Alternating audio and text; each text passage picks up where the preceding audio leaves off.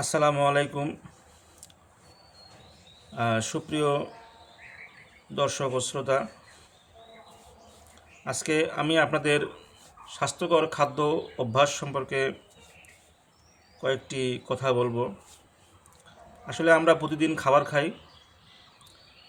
এই খাবারটা আমাদের শরীরে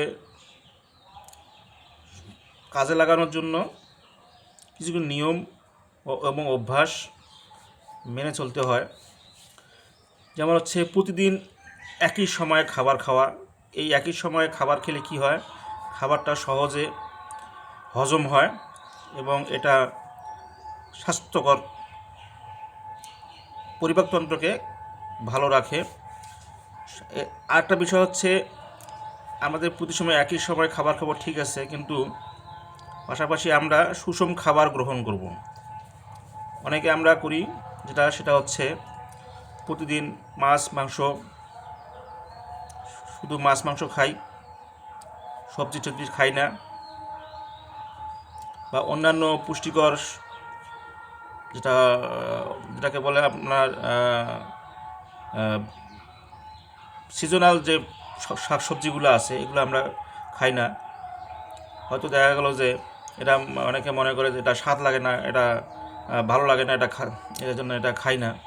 কিন্তু আমাদের পুষ্টিকর খাবার বলতে শুধু মাছ মাংসকে বোঝায় না।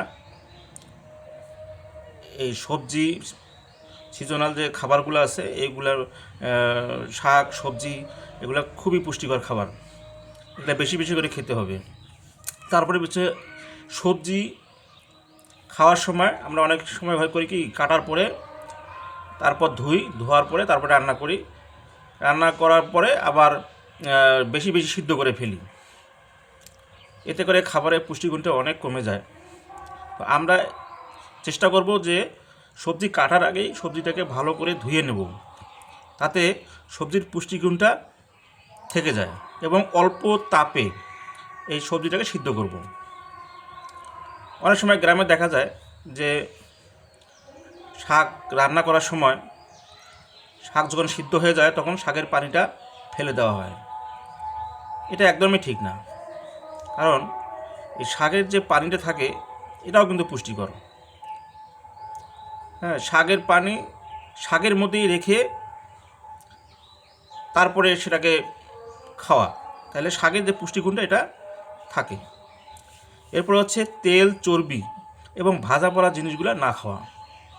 অনেক সময় অনেকে আবার মাংস যখন রান্না করে এটা তেল বেশি খায়, এটা ঠিক না। তেল খেলে শরীরের যে রক্তনালীগুলো আছে এগুলাতে কি করে, এটা চর্বি জমে, যার কারণে অনেক সময় দেখা যাচ্ছে এটা হার্ট অ্যাটাক কিংবা ব্রেন স্ট্রোকের কারণ হয়ে যায়।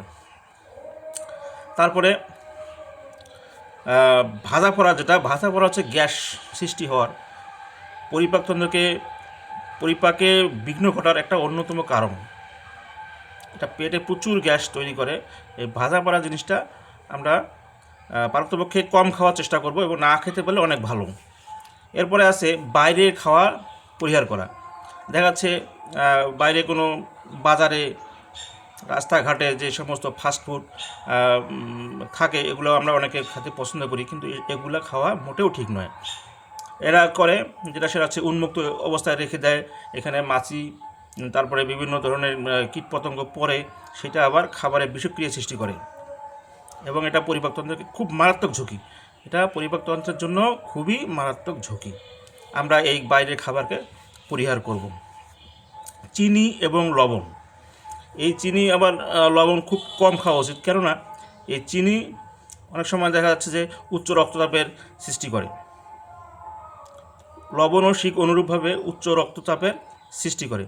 তো চিনি এবং লবণ পরিমাণ মতো খাবো, যেটা আমাদের শরীরের পক্ষে যতটুকু সম্ভব, যতটুকু প্রয়োজন অতটুকুই আমরা খাওয়ার চেষ্টা করব।